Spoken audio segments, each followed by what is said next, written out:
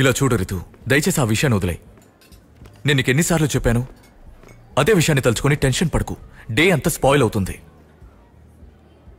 ఇలా చూడు, ఆ వ్యక్తి నీకు మెసేజ్ పంపాడు, కలవాలన్నాడు. ఓకే, నువ్వు అక్కడికి వెళ్ళేసరికి అతను అక్కడి నుంచి వెళ్ళిపోయాడు. అదంతా ఓకే, కానీ అతను ఎందుకు మెసేజ్ చేశాడు, ఎక్కడికి వెళ్ళాడు, అవేమీ మనకు తెలియవుగా. ఇలా తెలియని విషయం గురించి తలుచుకొని టెన్షన్ పడి టైం వేస్ట్ చేయకు. అయినా నువ్వు ఏ తప్పు చేయలేదుగా, అందుకే పోలీస్ ఎంక్వైరీ అన్నారని నువ్వు భయపడాల్సిన అవసరమేం లేదు. నాకు పోలీసులు, విచారణ ఇవేవీ పెద్దగా అలవాట్లేదు. కానీ అసలు విషయం ఏంటంటే, మా సార్ నిన్న సాయంత్రం నుంచి మిస్సింగ్ అంటున్నారు. మరి నిన్న రాత్రి నాకెలా మెసేజ్ పంపారు? షో, నాకు పిచ్చెక్కుతున్నట్టుగా ఉంది. అంటే ఏంటి, రోజంతా నువ్వు దీన్నే తలుచుకుంటూ ఉంటావా? సంజు, ఇలా చూడు, నువ్వు నా పరిస్థితిలో ఉండి ఆలోచించు. ఈ సిచ్యుయేషన్ నీకేర్పడితే, లేక నీకు ఒక చెల్లుండి తనకి ఇటువంటి పరిస్థితి ఏర్పడితే ఇలాగ మాట్లాడతావా? ఇలా చూడు, నాకు అక్కా చెల్లెలు ఎవరూ లేరు. అలా ఉన్నా కూడా అతని మిస్సింగ్కి నాకు ఏ సంబంధం లేదు. అయినా తెలియని విషయం గురించి ఆలోచించి టెన్షన్ పడ్డానికి నేనేమి నీలాగా పిచ్చోన్ని కాదు. ఓ పని చేద్దాం, నువ్వు నాతో రా. ఇక్కడి నుంచి మనం ఒక మంచి సినిమాకి వెళ్దాం. అప్పుడు నీ భయం, టెన్షన్ అన్నీ పోతాయి, కొంచెం కూల్ అవుతావు. పద, లే.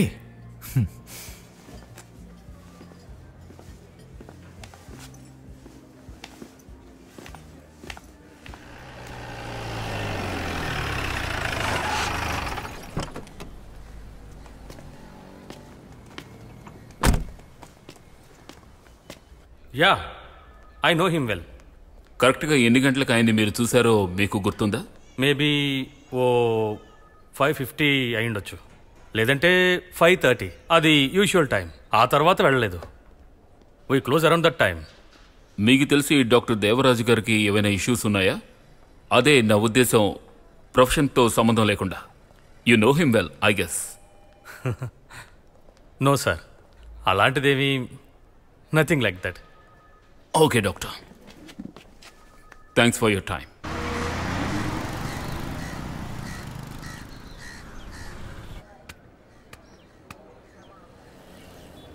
డాక్టర్ గారి ఇంట్లోనూ హాస్పిటల్లోనూ మనకు అందిన స్టేట్మెంట్ బట్టి చూస్తే ఆయనకి చెప్పుకోదగ్గ విధంగా శత్రువులు ఎవరూ లేరు.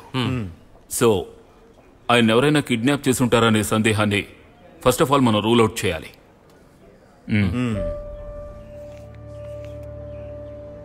నిన్న సాయంత్రం 5 గంటల తర్వాత ఆయన గురించి మనకు తెలిసిన ఒకే ఒక ఇన్ఫర్మేషన్, ఆయన తన పాత స్టూడెంట్కి మెసేజ్ పంపించడం మాత్రమే. అమీర్, సైబర్ సెల్ నుంచి రిపోర్ట్ వచ్చిందా? ఎస్ సార్, వాళ్ళిచ్చిన సమాచారం ప్రకారం 6:30 నుంచి అతని ఫోన్ స్విచ్ ఆఫ్లో ఉంది. ఆ తర్వాత రాత్రి 11:44కి మళ్ళీ స్విచ్ ఆన్ అయింది. ఆ టైంలోనే ఆ అమ్మాయికి ఆయన మెసేజ్ పంపించారు. మళ్ళీ 11:48కి ఫోన్ స్విచ్ ఆఫ్ అయింది.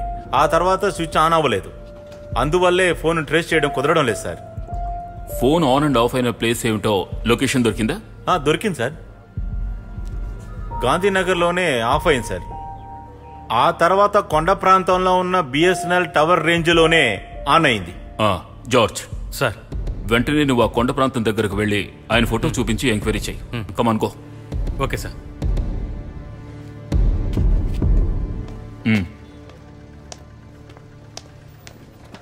డాక్టర్ కాల్ లిస్ట్ చెక్ చేశారా? Anything strange? నో సార్, అతను ఎక్కువగా ఫోన్ చేసింది అతని భార్యకి, కూతురుకు మాత్రమే.